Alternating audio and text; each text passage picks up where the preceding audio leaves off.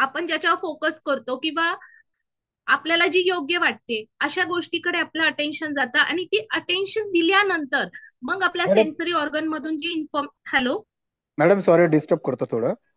अ, okay. रं- Ranjit sir तुम्हाला host केलेला आहे, मीटिंग संपलं की फक्त एंड करा. Okay okay no problem. Yes sir. Hmm. Yes sir. तर नेचर ऑफ अटेन्शन कसं सिलेक्टिव्ह असतं. आपण सिलेक्शन करतो. या अगोदर तुम्हाला सेन्सरी युनिट, मग त्याच्यामध्ये तुम्हाला परसेप्शन झालं असेल सेकंड युनिटमध्ये, आणि त्यानंतर अटेन्शन. अटेन्शनचा इम्पॉर्टन्स काय आहे? प्रत्येक गोष्टीमध्ये अटेन्शन खूप महत्वाचं आहे कॉग्नेटिव्ह प्रोसेसमध्ये. व्हॉट इज कॉग्नेटिव्ह प्रोसेस काय समजल्या जातात तुमच्या मते? कॉग्नेटिव्ह प्रोसेस काय? Anyone can. What are the cognitive process? कोणी सांगू शकेल का? कॉग्नेशन काय आहे? सायकोलॉजीची एक इम्पॉर्टंट बॅच म्हणून, ब्रांच म्हणून कॉग्नेटिव्ह सायकोलॉजीकडे बघितलं जातं.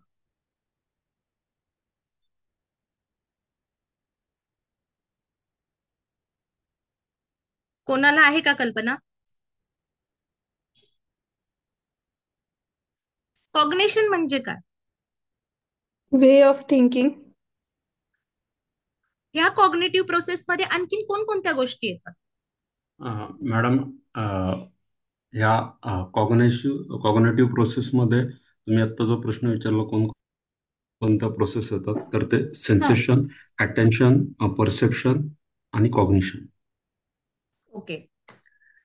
तर कॉग्नेटिव्ह प्रोसेसमध्ये जे पण आपलं अटेन्शन झालं, मेमरी झाली, लर्निंग झाली, जे पण आपण डिसिजन मेकिंग करतो, नंतर जे पण कॉग्नेशन सेन्सरी इनपुट मध्ये जे पण आपल्याला इनपुट्स मिळतात, स्टिम्युलस म्हणतात, आणि त्याच्याशी रिलेटेड ज्या पण प्रोसेस आपण करतो त्या सगळ्या कॉग्नेटिव्ह सायकोलॉजीमध्ये येतात. आणि त्यातलंच आता अटेन्शन एक महत्वाचं आहे की प्रत्येक ठिकाणी अटेन्शन खूप महत्वाचं आहे, आणि ते का महत्वाचं आहे यावर आपण फोकस करणार आहोत. सेन्सरी इनपुट्स मधून आपल्याला लॉट ऑफ इन्फॉर्मेशन मिळते. आपल्या नजरेत असलेल्या, आपल्या विज्युअल विज्युअल फील्डमध्ये खूप सारे इन्फॉर्मेशन स्टिम्युलस आपल्याला मिळत असतात, तर आपण सगळ्याकडेच लक्ष देत नाही. आता सध्या तुम्ही लेक्चर ऐकताना बरेच तुमच्या घरात तुम्ही बसलाय आणि बऱ्याच तुम्हाला व्हिज्युअल म्हणा, व्हॉइस म्हणा, बऱ्याच काही गोष्टी ऐकू येत असतील, दिसत असतील, पण तुमचा फोकस आता कशावर आहे? की तुमचं अटेन्शन हे आता लेक्चरवर, मी काय बोलते याकडे आहे. ही प्रोसेस म्हणजेच अटेन्शन. मग ह्या अटेन्शन साठी पण आपलं सिलेक्टिव्ह अटेन्शन झालं. मग त्याच्यामध्ये पण लिमिटेड कॅपॅसिटी असते. म्हणजे आपण आपल्या सेन्सरी ऑर्गनच्या थ्रू ज्या ज्या गोष्टी दिसतात, ज्या ज्या गोष्टी आपल्याला जाणवतात, त्या सगळ्याच आपण अटेंड करतो का? नाही. एक लिमिटेशन असतं आणि प्रत्येकाचं लिमिट सब्जेक्टिव्ह असतं. डायनेमिक असते प्रोसेस. Sustain, divided. आपलं अटेन्शन सस्टेन एका ठिकाणी आता तुम्ही जे दिले ते सस्टेन अटेन्शन आहे. कधी कधी तुम्ही डिवायडेड अटेन्शन म्हणजे एकाच वेळी तुम्ही दोन दोन टास्क करत असाल, कदाचित नोट्स काढत असाल, कदाचित अजून घरातल्या कोणत्या ऍक्टिव्हिटीमध्ये हे असाल, हे डिवायडेड अटेन्शन झालं. ऑटोमॅटिक आणि कंट्रोल अटेन्शन देखील असतं की काही गोष्टींमध्ये जेव्हा तुम्ही ड्रायव्हिंग करताय तर एखादं स्किल एवढं तुमचं चांगलं असतं की तुम्ही एकदम इझिली ड्राईव्ह करता आणि त्याचबरोबर मोबाईलवर बोलत असाल, अल्टरनेटिव्ह अटेन्शन होऊ शकतं. तर अटेन्शन मध्ये role, cognition, role of attention in cognition. मग कॉग्नेशनचा, अटेन्शनचा रोल कॉग्निशन मध्ये काय काय असतो? तर परसेप्शन. म्हणजे परसेप्शन काय असतं? तर जे सेन्सरी इनपुट तुम्ही घेताय आणि त्याचं इंटरप्रिटेशन करता त्याला म्हटलं जातं परसेप्शन. मग ह्या परसेप्शन साठी पहिल्यांदा तुम्हाला अटेन्शन द्यावं लागेल एखाद्या स्टिम्युलसला. जेव्हा तुम्ही अटेन्शन द्याल त्याच वेळेस तुम्ही त्याचं इंटरप्रिटेशन करू शकता. जर एखादी गोष्ट तुम्ही सेन्सच केली नाही तर तुम्ही त्याचं परसेप्शन करू शकाल का? अर्थातच नाही करणार. त्यानंतर मेमरीसाठी, मेमरीच्या अगोदर जेव्हा एखादी गोष्ट तुमच्या मेमरीमध्ये स्टोअर होते, स्टोअर होण्याच्या अगोदर सेन्सरी इनपुट नंतर तुम्हाला अटेन्शन द्यावं लागतं. अटेन्शन दिल्यानंतर तुम्ही त्याचं इंटरप्रिटेशन करता आणि इंटरप्रिटेशन केल्यानंतर मग ते शॉर्ट टर्म मेमरीमध्ये थोडा काळ आणि रिहर्सल वगैरे केल्यानंतर लॉंग टर्म मेमरीमध्ये जातं. म्हणजे मेमरीमध्ये पण अटेन्शनचा खूप मोठा रोल आहे. त्यानंतर लर्निंग.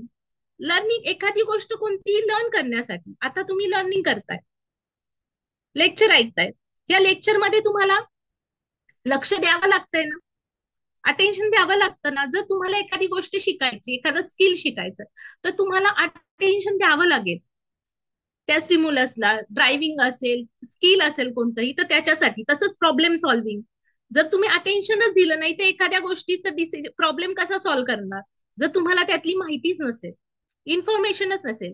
देन डिसिजन मेकिंग मध्ये पण अटेन्शनचा मोठा रोल आहे. After that the role of attention in behaviour.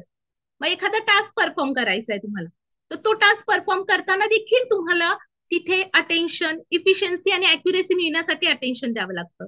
नंतर सोशल इंटरॅक्शन, तुम्ही एखाद्या सोशल इव्हेंट मध्ये गेलाय आणि तुम्हाला एखाद्याशी इंटरॅक्शन करायचं, कम्युनिकेशन करायचं, तर तुम्हाला तिथे अटेन्शन द्यावं लागतं. तो समोरचा पर्सन कसा बोलतोय, त्याची रिक्वायरमेंट काय आहे, ह्या सगळ्याकडे लक्ष देऊन तुम्ही त्याच्याशी बॉन्ड करू शकता किंवा कम्युनिकेशन तुमचं बिल्ड करू शकता. नंतर सेफ्टी आणि नेव्हिगेशन. आता सेफ्टी म्हणजे काय, आता तुम्ही रोड क्रॉस करताय, तर तुम्हाला अटेन्शन द्यावं लागेल, कोणत्या गाड्या येतात, कोणत्या बाजूनी, डाव्या का राईट का लेफ्ट साईडनी गाड्या येतात, ते काय समथिंग, म्हणजे सेफ्टीसाठी देखील तुम्हाला अटेन्शनची नीड आहे. त्यानंतर इमोशनल रेग्युलेशन म्हणजे की एखाद्या व्यक्तीचं त्यावेळेचं काय इमोशन आहे, तो रागात आहे, तो दुःखात आहे, आणि त्यानुसार तुम्हाला तुमचे इमोशन कंट्रोल करावे लागतील, त्याचे इमोशन समजून घ्यावे लागतील, किंवा स्वतःचे इमोशन, की आता मला राग आला, पण हे राग आत्ताच व्यक्त करायचा का नंतर, मग हे अटेन्शन द्यावं लागेल तुम्हाला स्वतःकडे पण, की काय फिलिंग आहे माझी. इंटरनल फिलिंग्सवर तुम्हाला, इमोशनवर तुम्हाला फोकस करावा लागेल, अटेन्शन द्यावं लागेल. नंतर बिहेवियर अडॅप्टेशन म्हणजे तेच की तुम्ही अटेन्शन ज्या वेळेस द्याल त्यावेळेस कोणतं बिहेवियर तुम्हाला करायचंय. जर पोळी लाटलीये तर मला पोळी भाजायची, किंवा मला जर ऑफिसला जायचं तर मला ड्राईव्ह करायचं, हे सगळे जे रेग्युलेशन आहे हे अटेन्शन, की हा मला ही गोष्ट करायची, त्यानंतर होतं. त्यानंतर टाइप्स ऑफ अटेन्शन. मग अटेन्शन किती टाइप्सचे आहेत, तर एकूण 5 टाइपचे अटेन्शन आहे. पहिला आहे फोकस अटेन्शन. जसे सिक्युरिटी असतात, मिलिटरी असते, ह्यांना कंटिन्युअस फोकसिंग अटेन्शन दिलं जातं, की त्यांना एकही वेळ म्हणजे असं एकाच गोष्टीवर फोकस केला जातो. सस्टेन अटेन्शन त्याच्यानंतर आहे, ते खूप कालावधीसाठी कंटिन्युअस विजिलन्स म्हणजे दक्षता ठेवून करावी लागते. त्यानंतर आहे सिलेक्टिव्ह अटेन्शन, म्हणजे खूप साऱ्या स्टिम्युलस पासून एकाच पर्टिक्युलर स्टिम्युलर जेव्हा तुम्ही लक्ष देताय, म्हणजे आता खूप सारे आवाज येत असतील, टीव्ही चालू असेल, बाहेरचा आवाज असेल, पण त्याच्यातून पण तुम्ही आता लेक्चरच्या ह्याच्याकडे जे कॉन्सन्ट्रेशन केले ते सिलेक्टिव्ह अटेन्शन झालं. त्यानंतर आहे डिवायडेड अटेन्शन. डिवायडेड अटेन्शन मध्ये काय, की एकाच वेळेस तुम्ही काय करताय, की कदाचित लेक्चरही ऐकतात आणि सोबत आणखीन दुसरी ऍक्टिव्हिटी करताय. आणि ह्यात 4च दिले आहे, पण 5वं अल्टरनेटिव्ह अटेन्शन देखील आहे, की अल्टरनेटिव्ह अटेन्शन म्हणजे एक काम झाल्यानंतर ते सोडून तुम्ही दुसरं करताय, त्याला म्हणतात अल्टरनेटिव्ह अटेन्शन. म्हणजे कदाचित तुम्ही थोडा वेळ लेक्चर ऐकता आणि थोडा वेळ तुमचं काही काम करताय, तर हे झालं अल्टरनेटिव्ह अटेन्शन. आता theories and models of alternative attention. तर Excuse me, ma'am. ब्रॉडबँडच्या, yes, hello. Ma'am, sorry to interrupt you, but I just want to ask you one question. जर ओके. एक्झाम मध्ये हा प्रश्न आला टाइप्स ऑफ अटेन्शन, तर we supposed to write, we are given 4 over here, and the fifth one you told us right now. So we supposed to write all those 5 and few lines related to that, correct? Yes. How can we answer such a questions?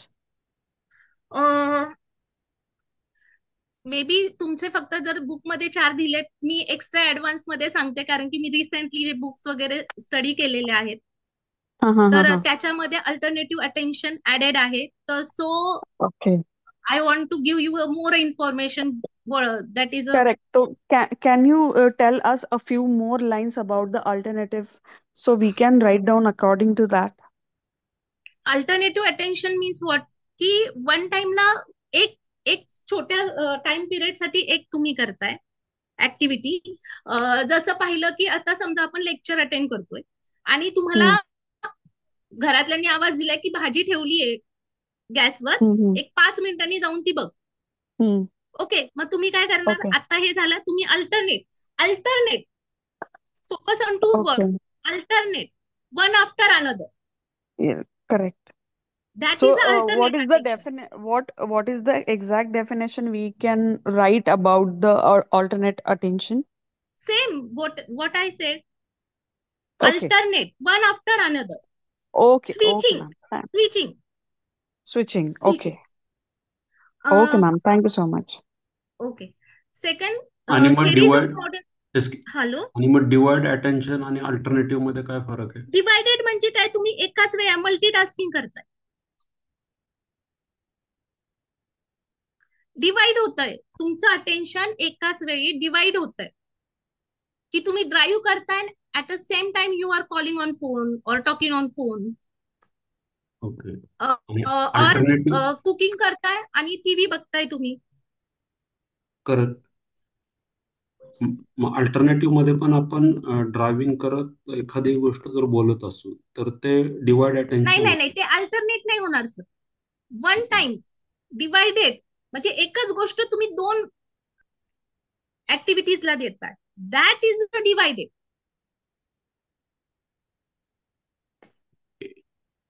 Okay. Thank you. Clear होतंय? Word मध्ये focus करा sir. Divided म्हणजे एकच attention तुम्ही 2 गोष्टींना divide करता. You are focusing on the same time 2 activities. Okay. आणि आपल्याला एक्झाम मध्ये ह्या 4च अटेन्शन बद्दल लिहायचंय, बरोबर? एक्स्ट्राचं लिहिलं तरी तुम्हाला काही रॉंग म्हणणार नाही, किंवा कमी लिहिलं तरी I think okay. So. Okay, fine. Thank you. मी तुम्हाला जे अपडेटेड आहे ते दिलं, माझ्याकडे होतं म्हणून. Okay, thank you.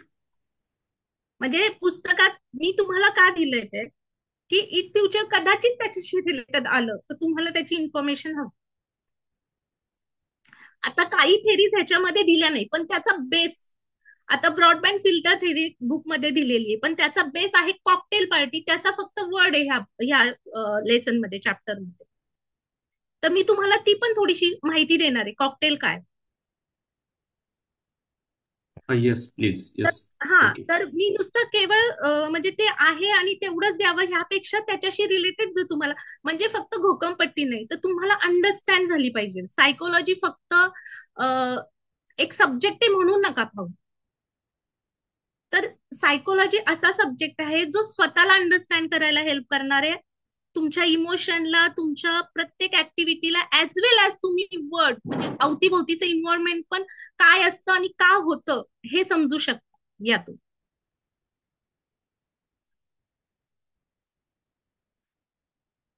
चालेल Mohan? Yes. Let go. Yes, thank you. Thank you. Thank you. ठीक आहे. आता theories and models of attention पाहणार आहे. तर ब्रॉडबँड फिल्टर थेरी. तर ब्रॉडबँड फिल्टर थेरीच्या अगोदर मी तुम्हाला आणखीन एक थेरी सांगू इच्छिते. ती आहे कॉलिन चेरीची कॉकटेल पार्टी. ही ब्रॉडबँडच्या अगोदर आलेली थेरी आहे. 1953 ला अर्ली सिलेक्शन म्हणजे कॉकटेल पार्टीमध्ये त्यांनी एक एक्सपेरिमेंट केला, आणि त्या एक्सपेरिमेंट मध्ये डायकोटिक लिसनिंग टास्क दिली. म्हणजे जो हेडफोन असतो तो हेडफोन लावला त्यांनी पार्टिसिपेंटला, आणि त्यांना 2 साईडला. तर त्याच्या अगोदर त्यांनी जे कॉलिन चेरी ह्यांची जी थेरी आहे कॉकटेल पार्टी, तर तिथे एक पार्टी होती आणि पार्टीमध्ये खूप सारा आवाज येत होता, आणि त्या आवाजामध्ये लेडीज होत्या, म्हणजे फार जुनी आहे ही. आणि त्याच्यामध्ये एक सेल्समॅन होता, आणि बायकांचा एवढा आवाज, गप्पा हे ते चालू होतं. परंतु जेव्हा तो सेल्समॅन एखाद्या लेडीजचं नाव घेऊन आवाज देत होता, त्यावेळेस ती लेडी त्याच्याकडे पाहत होती किंवा जात होती, तिचं अटेन्शन होतं त्या गोष्टी. तर कॉकटेल पार्टीमध्ये त्यांनी हे सांगितलं की आपण फक्त ज्याच्यावर फोकस करू. म्हणजे ही थेरी तशी पाहिली तर ब्रीफली कॉलिन चेरीनी कॉकटेल पार्टी हा फिनॉमिना क्लिअर केला नाही, की का होतं असं. डायकोटिक लिसनिंग टास्क मध्ये काय केलंय, दोन्ही इयर मध्ये त्यांनी म्युझिक सोडलं आणि पार्टिसिपंटला सांगितलं की वन साइड तुम्ही अटेंड करायची आणि सेकंड साइड अटेंड करायची, असा तो फिनोमिना होता.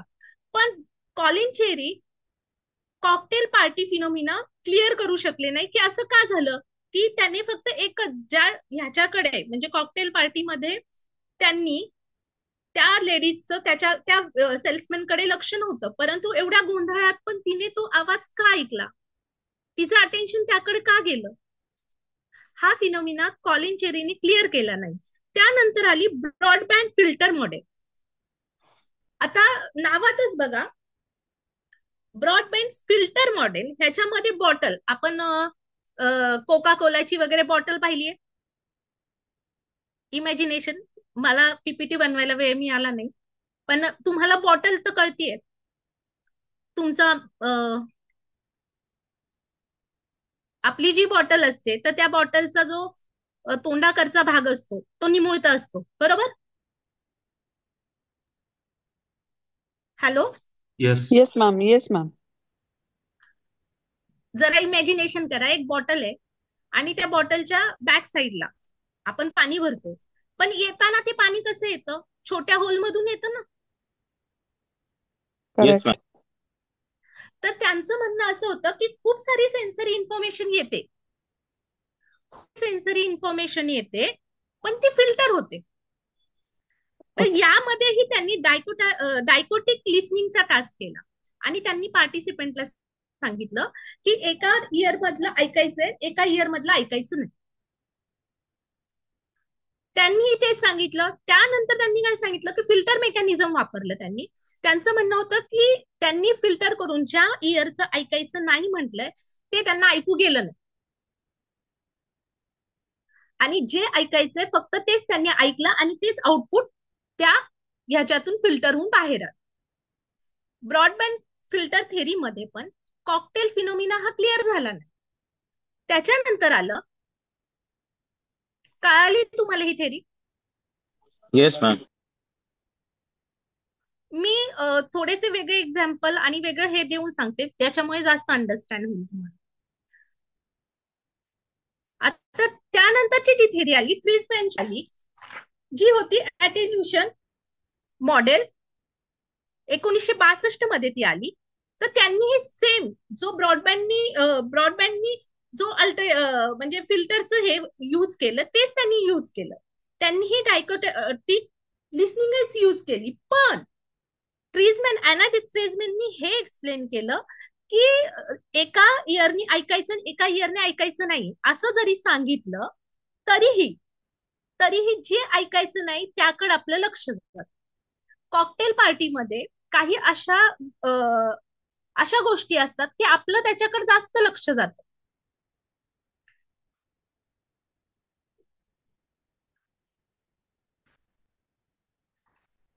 एकच मिनिट, मी त्याच्याशी रिलेटेड इथे काहीतरी वाचलं होतं.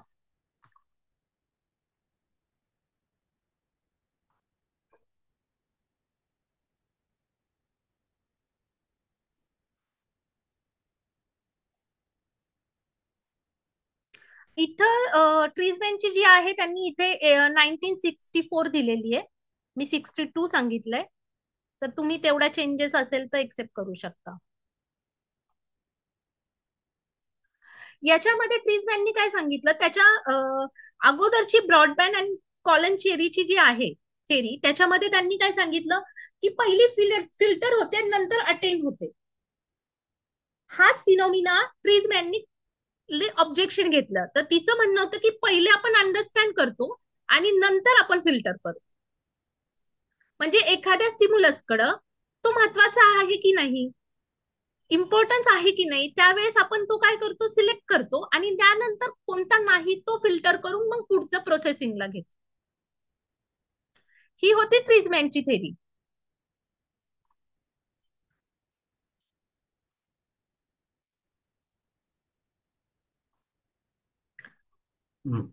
The Treisman attenuation theory represents a significant development in the understanding of attention, addressing the limitation of earlier filter model by proposing that attended unattended information is not completely blocked.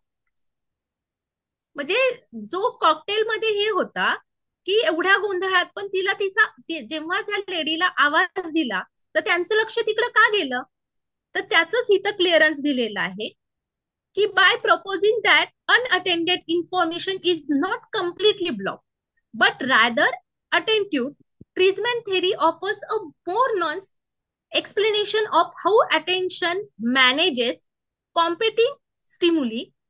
It highlights the role of signal strength and relevance in determining what information reaches conscious awareness and has paved the way for further research into a dynamic of attention process. समजतंय मी काय सांगते ते? Hello.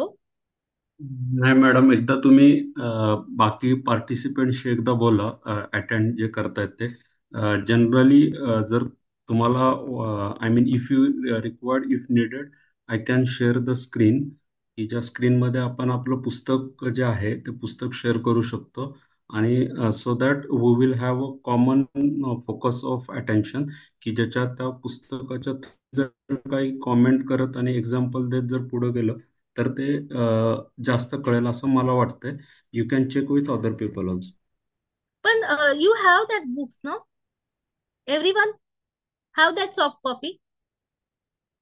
आहे yes ma'am. Madam, फक्त ते काय होतंय, आम्हाला तुमचं लेक्चर झालं ना की आम्हाला स्वतःला ते वाचताना ते कनेक्ट व्हायला पाहिजे आणि कळलं पाहिजे, असं असं फक्त एवढंच सुचलंय, असंच आहे, बाकी काय नाही. म्हणून तर मी सांगते तुम्हाला, मी जे त्या थेरीचे जे हायलाइट्स पॉइंट आहेत, कारण की एका लेक्चर मध्ये एवढ्या सगळ्या थेरीज घेणं म्हणजे कम्प्लीट होत नाही, एका युनिटला एक लेक्चर आहे.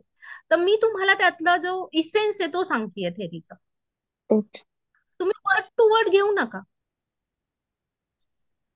शेवटी सेल्फ स्टडी आहे तुमचा. तर याच्यामध्ये एक तुम्हाला ओव्हरव्ह्यू काय आहे प्रत्येक थेरीचा, तुम्हाला मी पहिल्यांदाच सांगितलंय की हे फक्त म्हणजे फर्स्ट ते स्टेज असते की ती फक्त word to word find out करायचं, ते न करता तुम्हाला तुमचं ती थेरी समजली पाहिजे. येस मॅम, याच्यामध्ये जर एक त्यात अटेंडेड मेसेज आणि अनअटेंडेड मेसेज असे दोन कन्सेप्ट आहेत. ते येस, त्याचा काय सिग्निफिकन्स आहे? त्यांनी ती एक एक्सपेरिमेंट केला सर. डायकोटिक लिस्निंग म्हणजे काय, त्यांनी जसे दोन हेडफोन लावले आणि पार्टिसिपेंटला सांगितलं की एका इयर मधलं तुम्हाला ऐकायचंय आणि एकाला पूर्ण इग्नोर करायचंय. तर ह्याच्यामध्ये ट्रीजमॅननी काय प्रूव्ह केलं की जरी तुम्ही असं म्हणालात की अटेंड नाही करायचं पण ओव्हरलॅपिंग होती, तुम्हाला काय वाटतं एकाच वेळेस तुम्ही दोन सेम स्टिम्युलस ऐकताय, म्हणजे तुम्ही कदाचित फोनवर आहात आणि समोर एखादा मोठा डीजे लागलाय आणि ते गाणं, तर त्या दोन्ही ह्याचं तुम्हाला काहीतरी इम्पॅक्ट होतं, ते गाणं नकळत येतं का तुमच्या तोंडातून? तुम्हाला ते अटेंड करायचं नव्हतं, तुमचं पूर्ण फोकस तुमच्या मोबाईल टॉकवर आहे आणि स्टील तुम्ही ते पण ऐकताय. तर असं झालंय का? मिक्सअप होतं का?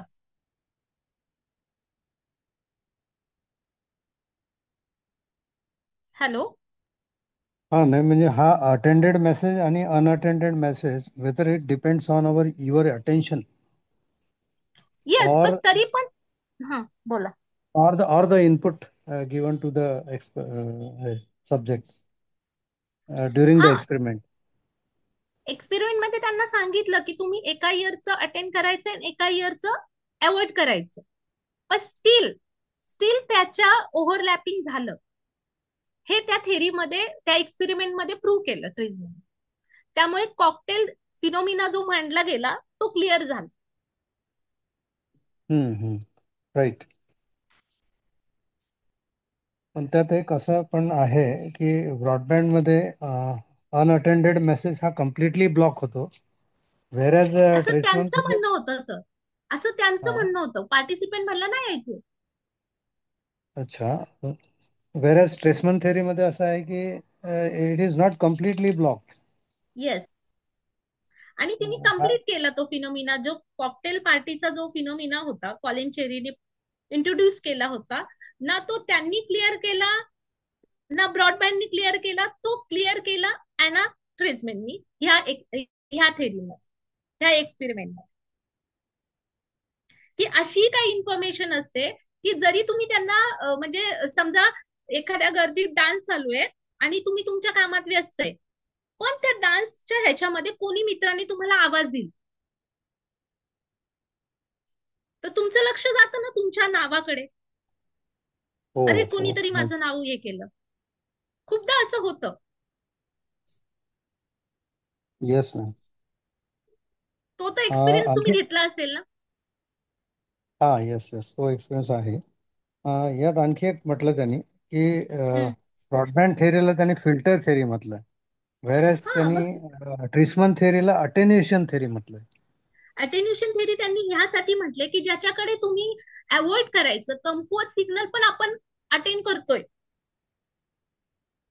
आणि फिल्टर थेअरीमध्ये काय म्हटलं की त्यांनी सांगितलं फिल्टर करा, म्हणजे इथलं ऐकू नका. तर पार्टिसिपेंटनी ते ऐकलं नाही, असं त्यांचं म्हणणं. ओके. क्लिअर होत आहे. लेक्चर झाल्यानंतर परत वाचा तुम्ही, आणखीन तुमच्या कन्सेप्ट क्लिअर होतील. आता वेळ कमी, आपण पुढे जाऊया. हॅलो. Yes, ma'am. Yes, ma'म, प्लीज. आता कॅहनमॅनची कॅपॅसिटी थेरी. आता कॅपॅसिटी थेरी मध्ये त्यांनी काय म्हटलंय की की आपलं अटेन्शन असतं. 1 मिनिट.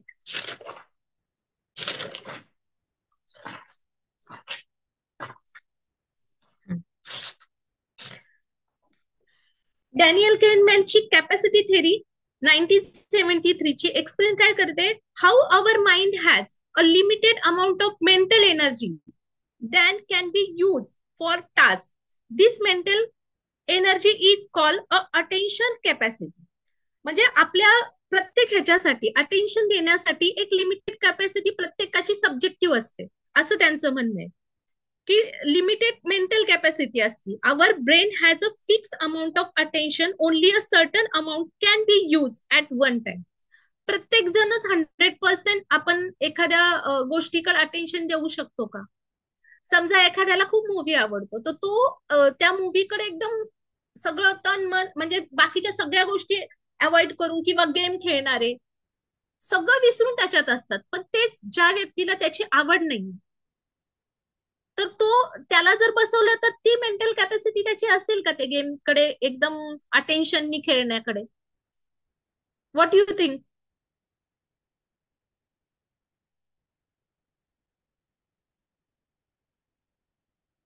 हॅलो. मॅडम कन्फ्युजिंग वाटतंय थोडं, कारण सगळ्या एकदम आल्या की आमच्या समोर बुक्स पण नाहीयेत आमच्याकडे, त्यामुळे थोडस होत आहे. Ma'am, I can explain it simply that in the computer there is a RAM. Okay, so RAM has a limited capacity wherein they can store a limited working memory, and later on it distracts. So I think this theory links to similar like that, yeah right? Yeah this is also connected. That is another point. That is a working memory और long term memory capacity. प्रत्येकाची different असते. I agree, तो पण point आहे. पण त्याचबरोबर attention साठी प्रत्येकाची मेंटल, म्हणजे आपली ब्रेन कॅपॅसिटी ती डिफरंट असते का? म्हणजे Not at एखादा, all, hello. because brain capacity for everybody seems to be equal. नाही हाँ सर, नो, सगळ्यांची नहीं एकसारखी कशी कॅपॅसिटी? no, it नाही is सगळ्यांची linked to the the way you develop your brain as a manufacturing exactly, thing. Exactly. जर 10th स्टँडर्डचा मुलगा आहे आणि ग्रॅज्युएट एखादा आहे सायन्स फील्ड मधला, त्या दोघांचं अटेन्शन देण्याचा स्पॅम एखाद्या कॉम्प्लेक्स इक्वेशन म्हणा किंवा एखादा प्रॉब्लेम असेल, मॅथ्स प्रॉब्लेम, तर त्यांना ते सेम असेल का कॅपॅसिटी त्यांची ब्रेनची? No, ma'am. Not at all, because we are now professionals and we have already completed a graduation and everything. So आमची learning capacity will always be better than the regular students. मी Am I attention right? बोलले sir, attention बोलले. Same I am thing. Focusing on attention. So attention again, same thing, that if there is an energy which is being focused, so yes. the हा. focus and understanding level of the people who are professionals will be more than the students. Yes, exactly. हेच मला सांगायचं की प्रत्येकाची जी mental brain capacity आहे ती different असू शकते. Attention is like a mental energy. You can divide this energy between task, but only until the limited capacity is use up. त्यानंतर आहे multiple task, more demand. If 2 task require more attention than have.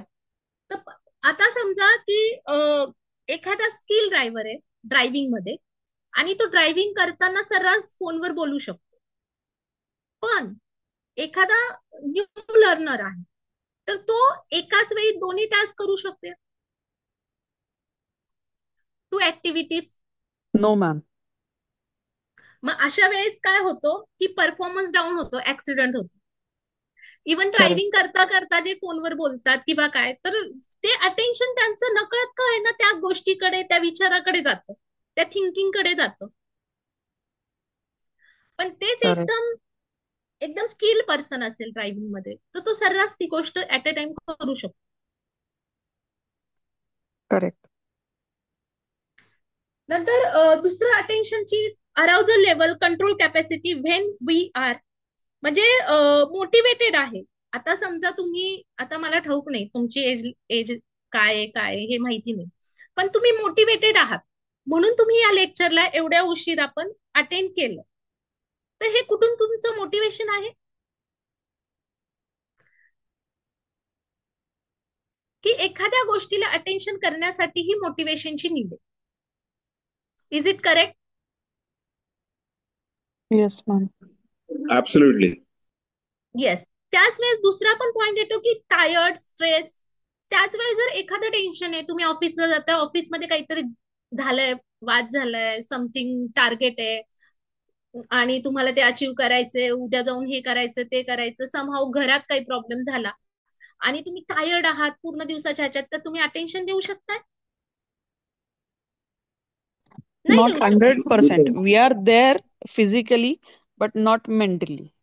Yes. Again, Not त्यानंतर आहे attentive. again depends because everybody has a priority. So for me, Yes. if you say passing this examination and learning these things are a priority, तर त्यामुळे मी Yes. ते विसरून इथे attention देऊ शकतो, because this is a temporary बरोबर. Period of. Motivated आहात तुम्ही म्हणून तुम्ही अटेन्शन कडे जास्त लक्ष द्या, तुम्ही त्या गोष्टीसाठी जास्त मोटिवेटेड आहात. So it is not motivated, I am goal oriented. हा, goal oriented. That is a motivation for achieving that हा, गोल. एक्झॅक्टली. ओके. देन आहे ऑटोमॅटिक So आणि कंट्रोल टास्क. की काही हा, वेळ so ऑटोमॅटिक. I'll be बोला. attentive for certain period. Yes. त्यानंतर आहे automatic versus control task. Automatic task म्हणजे वॉकिंग, सिम्पल रिडिंग, युजेस लेस कॅपॅसिटी. ह्या गोष्टींना लेस कॅपॅसिटी लागते की तुम्ही वॉकिंग करता करता इकडे तिकडे पाहू शकता किंवा एखाद्या गोष्टीकडे तुमचं लक्ष गेलं तर तुम्ही हे पाहू शकता ना त्याच्याकडे. त्याच्यानंतर आहे कंट्रोल टास्क म्हणजे solving maths problem, learning new skill. ह्याच्यासाठी तुम्हाला काय कंट्रोल अटेन्शन द्यावं लागतं ना. कारण की ह्या टास्क साठी तुम्हाला, आता समजा एखादा मॅथ्सचा प्रॉब्लेम सॉल्व्ह करायचा, तर तुम्हाला ते कंट्रोल म्हणजे त्या टास्क कडे त्याचे तुम्हाला आठवावं लागेल की अरे ह्याच्याशी रिलेटेड फॉर्म्युलेज काय आहे, काय रिलेटेड करतो तो प्रॉब्लेम सॉल्व्ह करण्यासाठी. किंवा आता सायकल शिकताय, सायकलवरनं मग तुम्ही 2 व्हीलर शिकताय, मग 2 व्हीलरवरनं 4 व्हीलर जातात, तर हे टास्क एक कंट्रोल म्हणजे स्टेप बाय स्टेप तुम्हाला लक्षात ठेवावं लागतं. These tasks are linked to memory recall. म्हणजे मला या काय मेमरी रिकॉल, करायचंय ना. पण मेमरीच्या अगोदर जी स्टेप येते सर ती अटेन्शन असते. मेमरीत कधी जाते? Great, I agree. Thank you. while learning period. ठीक आहे, नेक्स्ट. म्हणजे मी सांगते ते कळतंय ना तुम्हाला? Yes, ma'am. Very much ma'am, thank you so much. Welcome. चलो आगे जाएंगे. नंतर इंडिव्हिज्युअल डिफरन्सेस वगैरे हे तर आपण केलंय. आता देन आहे फीचर इंटिग्रेशन थेरी. अॅनाट्रीजमेंटचीच आहे ही पण. आता फीचर्स इंटिग्रेशन थेरी म्हणजे काय सांगितलंय की प्रत्येक We're not able to see your screen, ma'am. Me share केली नव्हती. ओके थांबा, मी शेअर करते मग. मी ऍक्च्युली बुक मधलंच हे करतेय, पण माझं मग तुमच्या ह्याचं ऑप्शन नेहमी जाईल का?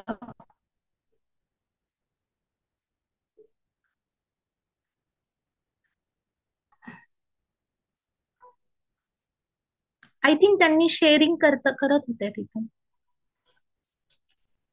ते तिकडून रणजित सर करतात ते. हो, केलं मी आता उद्या परत. शेअर करेल विंडो. येस, केलं आज आता. झाले. ठीक आहे. हा, yes. Okay. Thank you Ranjit sir. Feature integration sir उद्या मी करेल शेअर. मी आता ठीक आहे. फीचर इंटिग्रेशन मध्ये काय म्हटलंय की आपण फीचर डिटेक्शन करतो, की जसं एखादा कलर आहे रेड कलर, तर तुम्हाला रेड कलर पाहायला लावलाय किंवा यातला रेड बॉल सिलेक्ट करा म्हटलंय, तर तुम्ही काय करणार? फक्त एक फीचर्स वर फोकस करणार, बरोबर? किंवा तुम्हाला ऍपल म्हटलंय. ऍपल म्हटल्यानंतर तुमच्या माइंड मध्ये कोणता मॅप आहे? माइंड मध्ये एक इमेज बनते, काय असतं? रेड ऍपल म्हणजे रेडशी रिलेटेड ऍपल. तर त्याचबरोबर तुम्ही बरेच सारे फीचर्स एकत्र करत असतात.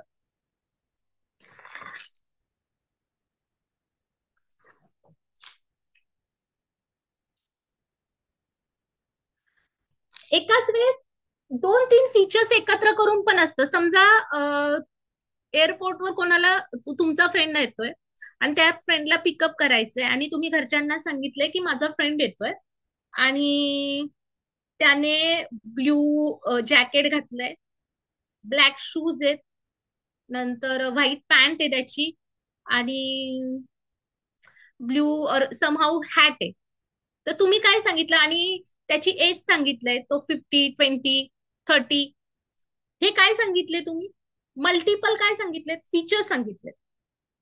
आणि त्या फीचरला एकत्र धरून एक अटेन्शन आपण देतो की अरे हा तो व्यक्ती. काय काय त्याचे फीचर सांगितले होते ते सगळे बाइंड केले जातात, एकत्र केले जातात.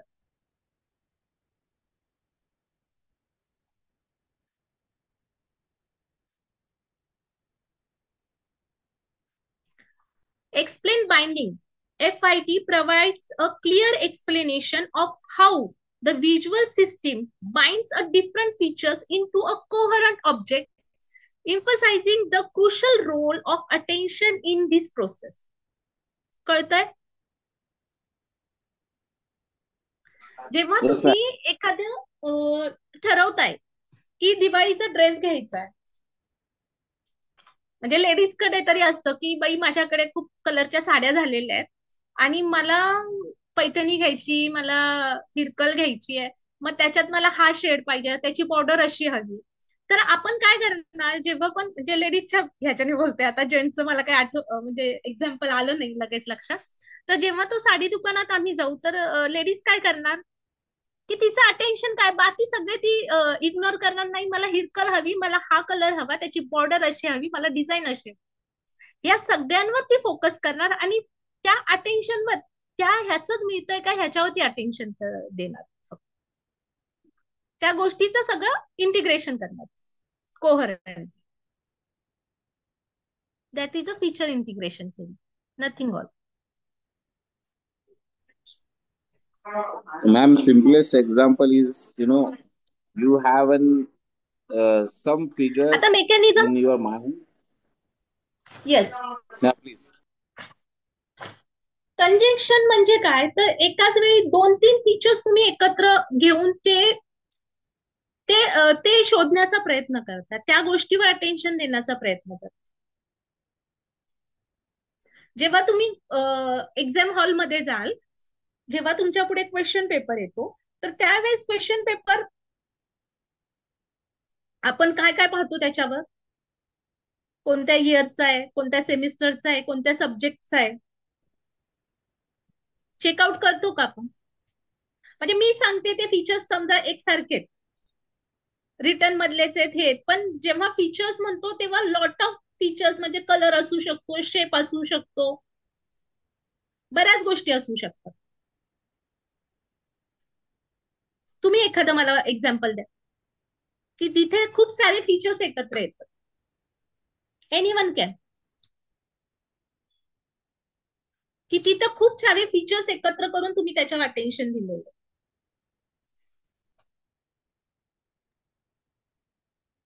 मॅडम, आता तुम्हीच ते एक उदाहरण जे सांगत होता ना, की एअरपोर्टवर जेव्हा आपण एखाद्या व्यक्तीला भेटायला जातो, हा तुम्ही आता ते उदाहरण सांगत होता की भेटायला जातो तेव्हा त्या व्यक्तीची आपल्याला रूपरेखा माहिती असते, त्याची उंची, रंग, त्याचा चेहऱ्याचं पोत, हे ते, आणि ह्या डिटेल्सवरून आपण कुठंतरी एक आपलं परसेप्शन करतो की ह्या आकाराची ही व्यक्ती, ह्या रंगाची, ह्या उंचीची असू शकते.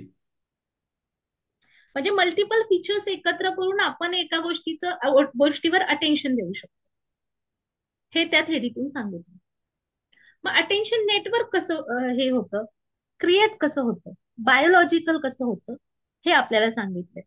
तर अटेन्शन नेटवर्क म्हणजे विजिलंट स्टेट, म्हणजे आपण दक्ष असतो एकदम त्या बाबतीत. मग त्याच्यात टोनिक अल्टरनेस असतो, म्हणजे सस्टेन असतो, आपण त्याच्याकडे फोकस असतो, किंवा सडन आपल्याला एखादा स्टिम्युलस मिळतो आणि आपण त्याच्याकडे अटेन्शन. तुम्हाला आता बॉटम अप आणि टॉप डाऊनचं हे फिनोमिना क्लिअर केलेलं आहे. टॉप डाऊन हो आणि बॉटम अप अटेन्शन हो. काय आहे सांगा बरं, एनिवन. काय बॉटम अप काय आणि टॉप डाऊन काय?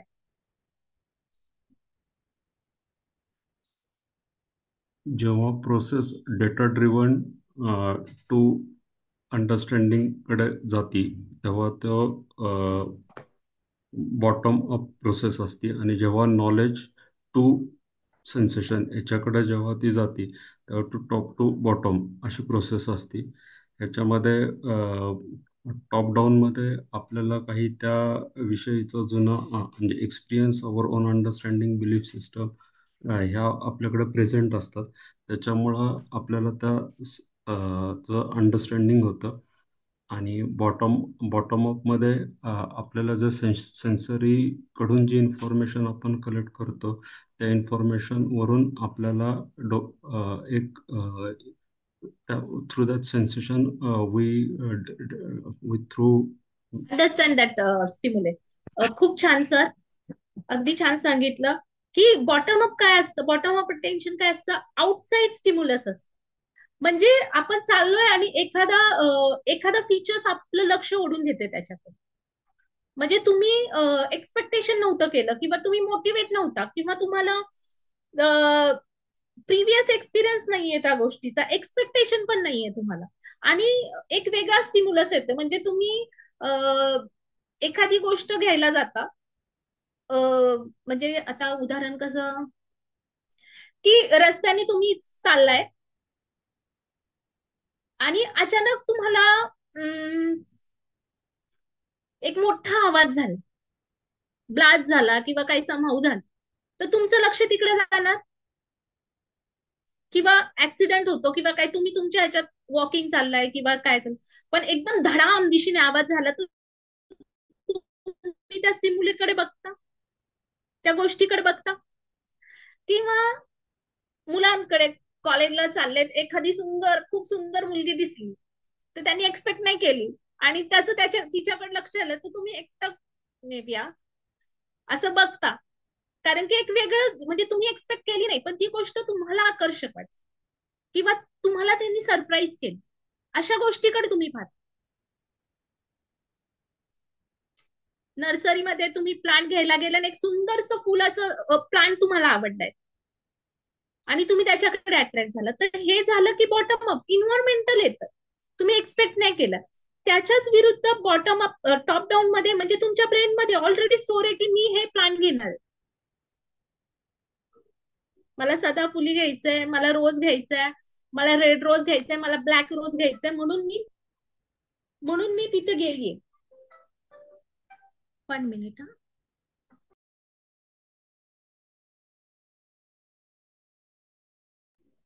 So you mean to say down is a preconceived thought process and bottom is surprise. Yes, bottom up म्हणजे बाहेरून येणार आहे, इन्व्हायरमेंटल येणार अटेन्शन, आणि टॉप डाऊन म्हणजे ब्रेन मध्ये तुमच्या ऑलरेडी तुमच्या ब्रेन मध्ये ती स्टोर आहे इन्फॉर्मेशन. हा, म्हणजे तुमच्या सबकॉन्शियस माइंडने तुम्ही already you made up a mind and it comes. You have So already more pleasure. Yes. या दोन्ही म्हणजे सडन जो असतो. ओके, तर आता आपण ब्रेनशी रिलेटेड पाहू की जे आपले सेन्सरी ऑर्गन्स आहेत,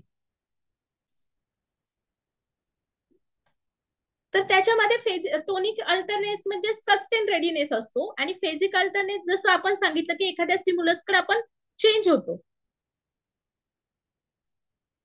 तर आपण सडन जो आपला फोकस असतो तो दुसरीकडे, म्हणजे अटेन्शन दुसरीकडे का जातं, तर त्याला बायोलॉजिकल बेस इथं त्यांनी सांगितलंय.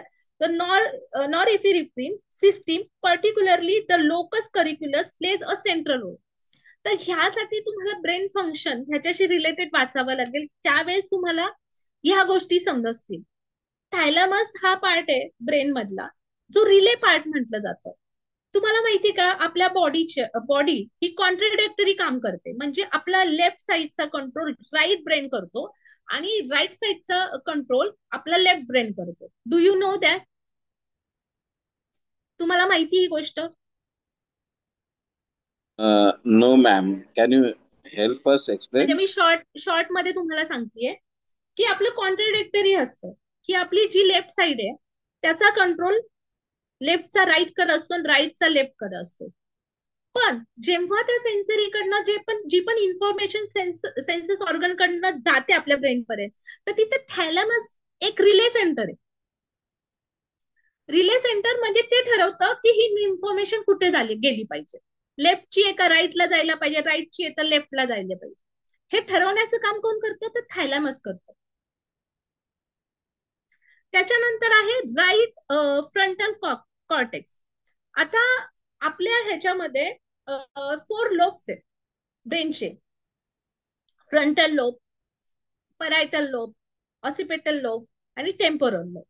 तर राईट फ्रंटल कॉर्टेक्स जो असतो ना, तर त्याच्यामध्ये खूप साऱ्या कॉग्निटिव्ह ज्या पण आपल्या प्रोसेस आपण आता बोलल्यात त्या सगळ्या त्या फ्रंटल लोब मध्ये असतात. जे डिसिजन मेकिंग, त्याच्यानंतर सेन्सरी मोटर, हे सगळं राईट फ्रंटल कॉर्टेक्स मध्ये असतं. त्याच्यानंतर राईट परायटल कॉर्टेक्स म्हणजे त्याच्या शेजारचा पार्ट असतो, जिथं आपण contribute to sustain vigilance and attentional reactivity, तिथं सेन्सरी मोटर कॉर्टेक्स असतो.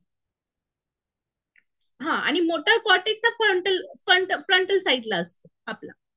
तुम्हाला त्याचं ब्रेनचे जे हे ना, ती थोडीशी माहिती करावी लागेल, आणि जर तुम्हाला जस्ट फक्त इन्फॉर्मेशन हवी तर तुम्ही एवढं हे करू शकता की थॅलॅमस हा रिले सेंटर आहे, म्हणजे कोणत्या साईडची इन्फॉर्मेशन कुठे पाठवायची हे थॅलॅमसला पहिल्यांदा इन्फॉर्मेशन येते आणि त्यानंतर तो डिसाईड करतो.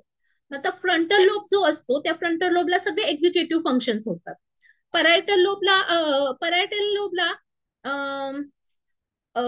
ह्याच्या इन्फॉर्मेशन असतात की व्हेअर टू पाथ असतो, म्हणजे आपण थांबलोय, तर आपल्याला जी कल्पना येते की कोणती वस्तू किती लांबीवर आहे किंवा काय, व्हेअर टू म्हणजे कुठं आहे ह्याचं जे आपल्याला इंटरनली आपल्याला कळतं की हा इथून एवढ्या अंतरावर गेलं पाहिजे, ती वस्तू एवढ्या अंतरावर, हे जे जजमेंट आहे, तर ते पॅरायटल लोबच्या ह्याच्यामुळे येतं, व्हेअर टू पाथ असतो तिथे.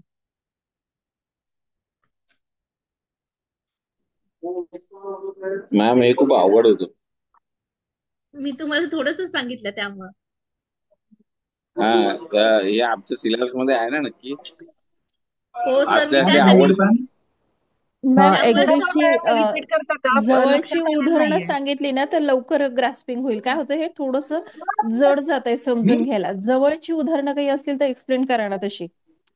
म्हणून जे मॅम थेरी मध्ये मी तुम्हाला एक्झाम्पल्स कनेक्टेड देऊ शकते. आता हे बायोलॉजिकल मध्ये कसं सांगणार? नाही, is it really required for us for clinical psychology? हा, हे एवढं काही महत्वाचं नाही. त्यांनी की ब्रेन सांगितले, तुम्ही थायलॅमस लक्षात ठेवा. रिले सेंटर म्हणजे आता तुम्हाला जर पुण्याच्या बाहेर जायचे तर तुम्ही पुणे स्टेशनला जाता. जर एसटीनी वगैरे जायचं तर स्वारगेटला जाता. राईट. मग स्वारगेट वरनं तुम्हाला ठरतंय की मी कोणतं तिकीट काढायचंय, मला बारामतीला जायचंय, मला सोलापूरला जायचंय की काय. तिथे गेल्यानंतर मग ते तिकीट मिळतं तुम्हाला आणि मग तुम्ही त्या डेस्टिनेशन पर्यंत पोहोचता. That is a relay centre. Okay, that is a relation. Got it. तुम्ही लय अवघड करून सांगितलं. अवघड झालं. तुम्ही थॅलेमस वगैरे असले काय काय शब्द वापरले ना, नाही, हे तोच आहे सर, तोच आहे, थॅलेमसच आहे. जर भेटला चान्स तर तुम्हाला ब्रेन स्ट्रक्चर पण मी सांगेल, जर वेळ मिळाला तर. जर इंटरेस्टेड असेल आणि वेळ मॅनेज झाला आपला, जर मी कंटिन्यू केलं तर मग मी तुम्हाला नक्की ब्रेनशी रिलेटेड माहिती सांगेल. जनरल हे नक्की. तुम्ही ह्याच्यावर पण मिळेल सर तुम्हाला, युट्यूब वगैरेवर आहेत थँक्यू बऱ्याच. So much. नक्की ओके, चालेल. तुम्हाला भेटणार मी. ओके. त्यानंतर ब्रेन स्ट्रक्चर झालं. नंतर ओरिएंटिंग नेटवर्क. ओरिएंटिंग नेटवर्क म्हणजे काय? Shifting and focusing of attention. Attention focusing बदल कधी होतो? म्हणजे आपल्या ब्रेन मध्ये वेगवेगळे पार्ट्स आहेत. आता मी तुम्हाला त्यांच्या नावासहित नाही सांगत. तर वेगवेगळे पार्ट्स आहेत जे कंट्रोल करतात सेन्सरी इन्फॉर्मेशन. की आपलं जे अटेन्शन जातं ते अटेन्शन कसं जातं, ते सेन्सेस थ्रू आपल्या ब्रेन मध्ये कसं येतं. आपले बरेच सारे न्यूरॉन्सनी भरलेले असतात आपल्या शरीरात आहे ना, जे पण सिग्नल पास ऑन होतात. तर ते न्यूरल कनेक्शन्स असतात. हजारो लाखो म्हणजे करोडो न्यूरॉन्स आपल्या पूर्ण ब्रेन मध्ये त्याचं जाळं म्हणा आहे की ते न्यूरॉन्स डेंड्राइट्स आणि एक्झॉन्स असतात. डेंड्राइट ते सिग्नल्स घेतात आणि एक्सॉन ते सिग्नल पास करतात. जसं एखादं कुरिअर असतं, आपण अमेझॉनवर बुक करतो आणि ते त्या कंपनीकडनं म्हणजे छोट्या छोट्या छोट्या जे कनेक्शन बनतात आणि नंतर जे आपल्याकडे पोहोचतं. अगदी तीच सिस्टीम ब्रेन मध्ये पण आहे. आपल्या बॉडीमध्ये पण तीच सिस्टीम आहे की आपले सेन्सरी जे इनपुट्स आहेत, डेंड्राइट्स असतात आपल्या ह्याच्यावर. प्रत्येक सेन्सरी ऑर्गनकडे वेगवेगळे रिसेप्टर्स म्हणतात. तर ते असतात. ते ती इन्फॉर्मेशन त्या न्यूरॉनच्या थ्रू सेन्सरी न्यूरॉन्स म्हटलं जातं आणि त्या सेन्सरी न्यूरॉन्स थ्रू आपल्या ब्रेनला पोहोचतं. आणि ब्रेन मग इन्फॉर्मेशन देतं की आता तुम्ही बघताय बरोबर, डोळ्यातून तुमचं हे जात आहे. मग कदाचित तिथे सेन्सरी न्यूरॉन्स कडनं जी इन्फॉर्मेशन ब्रेनला पोहोचली आणि ब्रेनच्या इथे ती एक्झिक्यूट झाले की अरे मला त्याच्या नोट्स करायच्या. मग तिथून मोटर न्यूरॉन्सच्या थ्रू काय येईल, कदाचित तुम्ही पेन काढाल, पेन्सिल काढाल, नोटबुक काढाल आणि त्याच्यात नोट डाऊन कराल. अशा प्रकारे ते एक्झिक्युटिव्ह कंट्रोल होतो. मग त्यात प्रीफ्रंटल कॉर्टेक्स, अँटेरियर सिंगुलर, हे सगळे ब्रेनचे जे खूप सारे, आपलं ब्रेन बरेच जटिल आहे, त्याचे बरेच सारे पार्ट्स आहेत आणि ते पार्ट वेगवेगळे, त्यांचे प्रत्येकाचे प्रत्येकाला एक डेडिकेटेड वर्क दिलेलं आणि प्रत्येक जण तो वर्क करत असतो.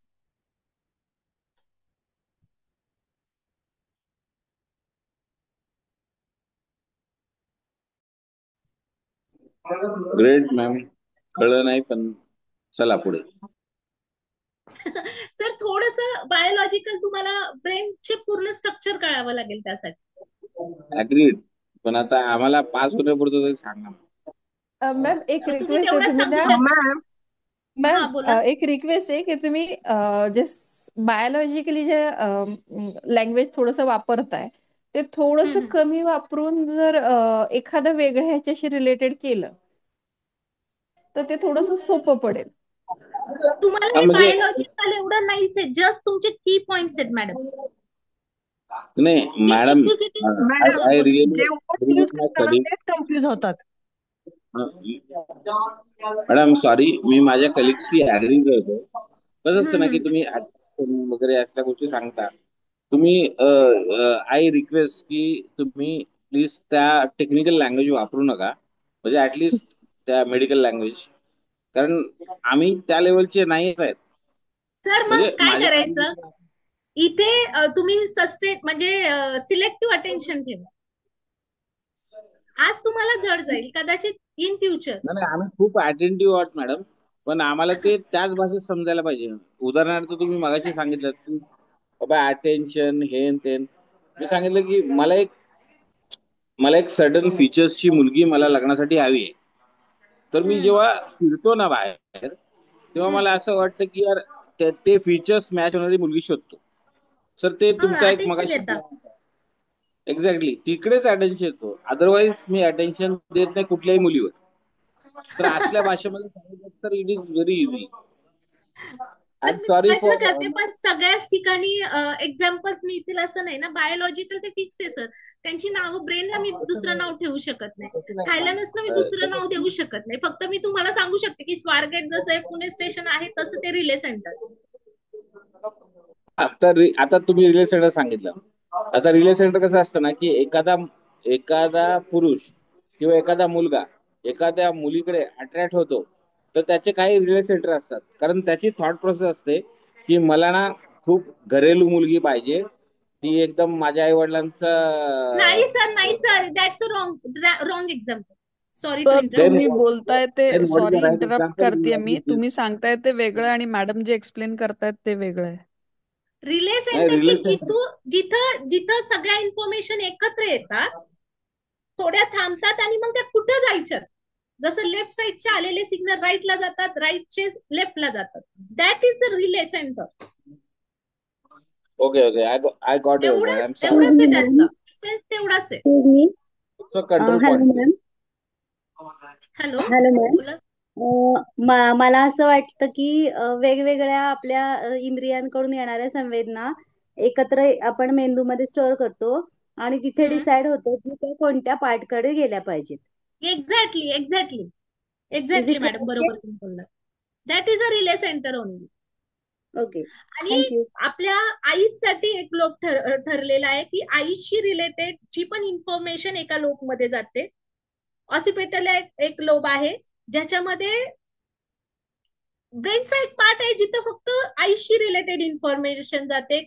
नंतर अकोस्टिक आहे, म्हणजे जे हिअरशी रिलेटेड, म्हणजे जे तुम्हाला ऐकू येतं त्या कानातून. आता ते तर तुम्हाला मी सांगितलं नाही की ती पण जेव्हा सेन्सरी मध्ये जर मी चॅप्टर शिकवलं असतं तर कदाचित मी तुम्हाला हे थोडस सांगितलं असतं की जेव्हा आपल्याला ऐकू येतं तर त्या कोणकोणत्या प्रोसेस होतात आणि त्या प्रोसेस थ्रू आपल्या ब्रेन मध्ये एक पार्ट असतो जिथपर्यंत ती इन्फॉर्मेशन जाते.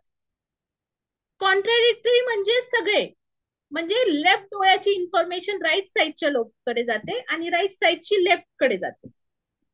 प्रत्येक, फक्त एक्सेप्शन एकच आहे, ते आहे आपल्या नोज. आपल्या नोजचे जे पण स्मेल वगैरे आपण घेतो तर राईटचं राईट कडे, लेफ्टचं लेफ्ट कडे, ते कुठेही डिवाइड होत. फक्त त्याला एक्सेप्शन तेच आहे. कळतंय? मॅडम याच्यात नर्वस सिस्टम समजून घेणं महत्वाचं आहे. नर्वस सिस्टम समजल्या की ऑटोमॅटिक ब्रेनची सिस्टम पण समजून जाईल. तुम्हाला ब्रेनचं फंक्शनिंग ते थोडस हार्ड आहे सर. आता तुम्ही फोकस फक्त अटेन्शन काय यावर द्या. आता रिलेटेड तो पार्ट आला म्हणून मी तुम्हाला सांगितलं, त्या बुक मध्ये पण की पॉइंट म्हणून दिलेला आहे. तुम्हाला एक्झॅक्टली बायोलॉजिकली एक्सप्लेन करा असं क्वेश्चन येणार नाही. त्यामुळे आपण पुढे जाऊया, लेट होतंय. आता अटेन्शन अँड कॉग्निटिव्ह लोड. आता कॉग्निटिव्ह लोड म्हणजे काय, तर इंट्रिन्सिक लोड येऊ शकतो, एक्सट्रेनियस लोड येऊ शकतो. म्हणजे जसं की इथे त्यांनी दिलेलं आहे की solving unfamiliar multi-step mathematical equation impose high intrinsic load due to a conceptual demands and inter-element dependency. जसं की मी म्हटलंय की एखादं सिंपल्स म्हणजे ऍड करायचं, सबट्रॅक्ट करायचं, त्याला तुम्हाला लोड येईल का जास्त कॉग्निटिव्ह? अरे खूप सारी प्रोसेस करायची, नाही येणार. तेच एखादं हार्ड इक्वेशन असेल तर तुम्हाला लोड येईल का नाही? बापरे मी कसं करू? किंवा एखादी सिंपल टास्क आहे, जॉबच्या ठिकाणी पण आपल्याला अशा काही मिळतात की इझी असतात की आपण इझिली करतो, पण एखाद्या ठिकाणी आपल्याला सगळे एफर्ट्स लावावे लागतात, त्यावेळेस तुम्हाला कॉग्निटिव्ह लोड येतो का? किंवा जर फिमेलचं सांगायचं झालं की एखादी रोजची भाजी बनवायची आणि एखादी स्पेशल हॉटेलमध्ये बनते तसं बनवायचंय मला, तर त्यावेळेस कॉग्निटिव्ह लोड जास्त येतो. राईट, येतो. एक्सपिरियन्स पण लोड येतो की एखादं तुम्ही बुक वाचताय आणि त्या बुक मध्ये म्हणजे तुम्ही त्याचं कव्हर कव्हर पेज पाहिलंय आणि ते तुम्हाला अट्रॅक्टिव्ह वाटले, त्याच्यावरचं जे म्हणजे हेडिंग आहे ते पण तुम्हाला आवडले आणि तुम्ही घरी आलात पण त्यातली लँग्वेज तुम्हाला अजिबातच कळत नाही, फालतूच्या इमेजेस आहेत, हे कशाची काहीच रिलेव्हंट कळत नाही, तर तुम्हाला त्याच्यात अटेन्शन देता येईल का? हॅलो,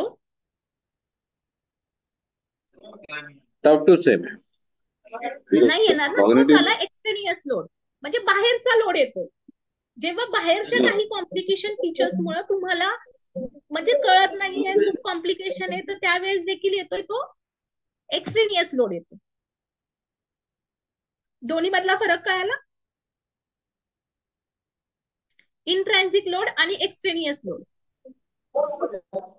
आणि ह्या दोघांचं कॉम्बिनेशन होतं म्हणजे आपण एक म्हणजे समजा एक न्यू इक्वेशन मी शिकले, मला येत नव्हतं, मला न्यू लर्निंग झाली, तर मी काय करणार, ती ऑर्गनाइज करणार आणि ती कन्सेप्च्युअलाइज करून एक स्कीमा तयार करणार.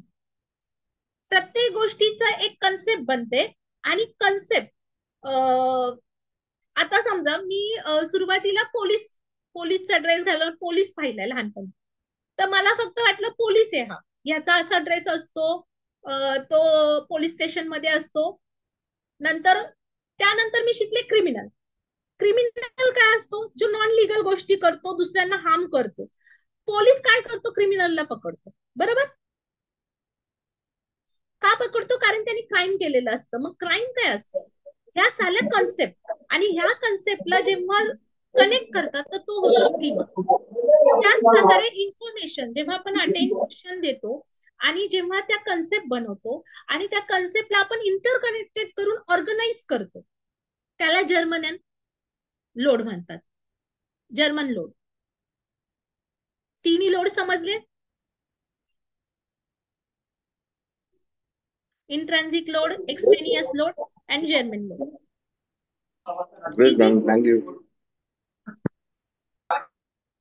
ज्या ज्या मेन कन्सेप्ट आहे त्याच्यावर मी लक्ष देते. अटेन्शन आणि परसेप्शन तुम्ही शिकलाय, फीचर्स झालं, फीचर्स बाइंडिंग झालं, कॉन्शियस एक्सपिरियन्स. त्याच्यानंतर आता फॅक्टर्स काय इन्फ्लुएन्स करतात अटेन्शनला, तर cognitive load, working memory, executive function, complicated आहे कसं आहे, नंतर एक्सपेक्टेशन आणि गोल झालंय आपलं, डिस्कस झालाय तो पण पॉइंट.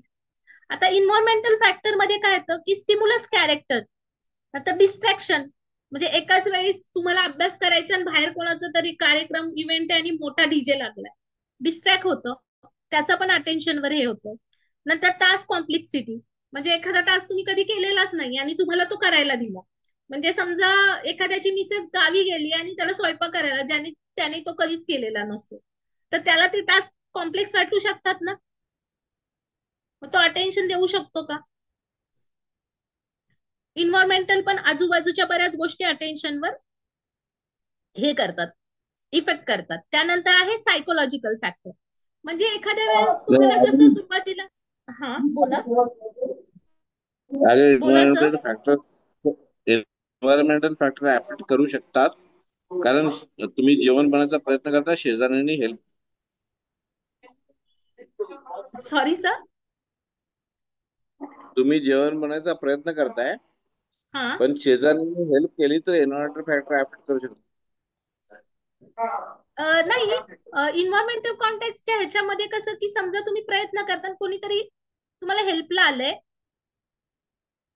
आणि मग कदाचित तुम्हाला तिथं सोशल इन्व्हॉल्वमेंट मिळतंय, तर त्याचा पण इम्पॅक्ट होतो ना. जेव्हा एकटा अभ्यास करणं आणि ग्रुपमध्ये अभ्यास करणं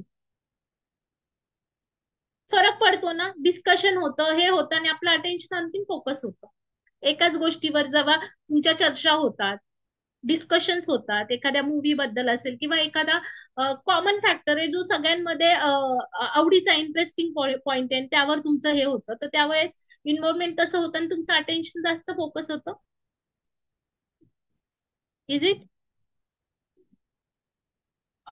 गॉट युअर पॉइंट. ओके.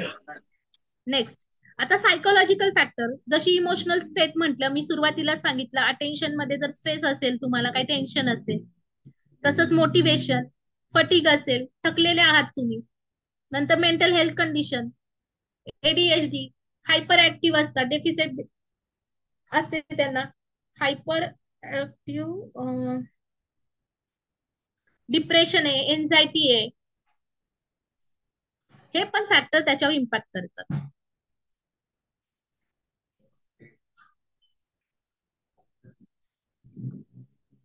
नंतर आलं इन अटेन्शन ब्लाइंडनेस.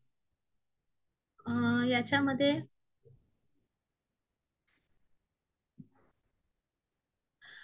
जास्त खूपदा असं फास्ट होतं होते की मॅम, हा बोला जास्त फास्ट होतंय. मॅडम. आता मॅम कमी वेळ राहिला ना, आजच्या त्यामुळे दिवसासाठी एवढं बस तुम्ही झालं, जास्तच बर्डन चाललं डोक्यावर. मग काय करायचं, तुम्ही वाचाल, हे थोडंसच राहिलंय. ब्लाइंडनेस म्हणजे तुम्ही अटेन्शन देताना अचानक तुमचं झालं, शेवटच आहे हा, आणि अचानक तुम्हाला तुमचं लक्ष किंवा विचार दुसरीकडे जातो आणि तो पॉइंट मिस होतो, असं झालंय. म्हणजे तुम्ही तिथंच आहात, पण अचानक आपण विचारात वगैरे आपलं अटेन्शन, आपण अनकॉन्शियसली कोणता तरी विचार करतोय, तर त्याचा इम्पॅक्ट होतो आपल्या ह्याच्यावर. हा, आता तुम्ही होतो मॅम. मागचं शिकवताना आम्ही विचार करूपर्यंत पुढचा पॉइंट घेताय. लेसन कम्प्लीट करणं हे आहे ना मॅडम, इन टाइम मध्ये तुम्ही बुक वाचा. आता लेसन झालंय, संपलंय, आणि काही पॉइंट्स असतील तर आपण उद्या डिस्कस करू, चालेल? मॅडम थोडं स्लो सांगा म्हणजे आम्हाला समजेल. ते पूर्ण सगळं डोक्यावरून गेलं आताचं लेक्चर, काही समजलेलं नाही मॅडम. मॅम, काहीच नाही समजलं. ऍप्लिकेशन ऑफ अटेन्शन फिनोमिना मध्ये हे उदाहरण येऊ शकतं. जर आपण एखाद्या मुलांना शिकवायला घेतलं, एक वेळेचं मर्यादा असते, त्यानंतर मुलं मात्र भटकायला सुरुवात होतात, माइंडली फिजिकली प्रेझेंट असतात, पण एका वेळेनंतर त्यांचं अटेन्शन देणं बंद होतं, फक्त ते त्यांची फिजिकली जी आपल्याला बघत असतात. कॅपॅसिटी, त्यांची कॅपॅसिटी, मेंटल कॅपॅसिटी असू शकते, इंटरेस्ट असू शकतो, मोटिवेशन असू शकतं. एखादा एकदम म्हणजे जिनियस मुलगा आहे, त्याला फर्स्ट यायचंय, तर तो अटेन्शन फुल देईल. पण ज्याला खेळण्यात लक्ष आहे, एवढा इंटरेस्ट नाही, तर तो तिथे तेवढं अटेन्शन नाही देणार. Hello ma'am. हो बोला. मॅम, एक रिक्वेस्ट होती की टाइम तर कमी राहिलेला आहे, तर त्यामुळे आम्हाला वाटतं की मला वाटतं की अकॉर्डिंग टू एक्झाम यामधले जे मेन पॉइंट्स किंवा ज्याच्यावरती क्वेश्चन एक्सपेक्टेड आहेत असे पॉइंट्स फक्त आम्हाला तुम्ही पीडीएफ किंवा काहीही क्वेश्चन जरी सेंड केले तरी तेवढे आम्ही एक्झामसाठी प्रिपेअर करू. बाकी जे अंडरस्टँडिंग जे आहे ते आम्ही वाचून करू शकतो. त्या लेसनच्या खाली जेवढे क्वेश्चन दिलेत ना, ते तुम्ही हे करा. हा, ते तर करतोच आहे, म्हणजे पॉइंट शिकवून झालं की आम्ही तो बघणारच, पण अकॉर्डिंग टू एक्झाम आता आम्हाला वेळ थोडा असल्यामुळे आणि हे सगळं चॅप्टर्स कव्हर करायचं थोडं डिफिकल्ट वाटतंय, तर ठीक आहे, मी त्यामुळे ट्राय करेल. जर मला त्याचे नोट्स काढताना वेळ मिळाला तर मी तुम्हाला शेअर करेल. तुमची एक्झाम कधी आहे? प्लीज मॅम, जानेवारी फर्स्ट वीक मध्ये असेल कदाचित, फर्स्ट और सेकंड वीक. जरा अवघड आहे, पण मी धड कमी आहे मला असं नाही झालं. जमलं तरी पण जे मी पॉइंट सांगितले ना, तुम्ही वाचून काढा. हा. लेसन आता रीड करा. हो आता हो लेक्चर झालेले, उद्या तुम्ही रीड करा. बरेच पॉइंट तुमच्या लगेच लक्षात येईल. आणि तुम्ही हो म्हणजे वर्ड टू वर्ड नका फाइंड आउट करू, तुम्ही कन्सेप्ट क्लिअर करा. म्हणजे इन ओन लँग्वेज मध्ये तुम्हाला लिहिता येईल. तुम्हाला सेपरेटली असं त्याच्यावर हे करावं, कष्ट घ्यावे लागणार नाही, जर तुम्ही अंडरस्टँड करून ती कन्सेप्ट समजून घेतले. कारण की ते आपल्या आयुष्याशी आपण करत आलेल्या सगळ्या गोष्टी अटेन्शन, हो म्हणजे ह्या हो युनिट साठी म्हणते. हो आपण हो आता हो प्रत्येक अटेन्शन सगळ्या गोष्टीत आपण लहानपणापासून मोठे होईपर्यंत, या स्टेजवर येईपर्यंत प्रत्येक गोष्टीला अटेन्शन दिलेलं आहे. त्यामुळेच ही स्टेज पुढे पुढे आलेली आहे. Okay ma'am. आपण स्टार्ट केलंय, फर्स्ट टाइम आहे. मला पण तुमच्याकडे तुमची ग्रास म्हणजे तुम्हाला काय समजते, कसं समजते त्याची आयडिया यायला लागेल. त्यानंतर ती डेव्हलपमेंट तुमच्यात माझ्यात होऊ शकते. मी माझे 100% दिलेत. Okay ma'am, thank you. ठीक आहे, चालेल. आपण लिव्ह करूया. Okay okay, thank you. Thank you so much ma'am. Thank you ma'am. Thank you. Good thank you night. Ma'am.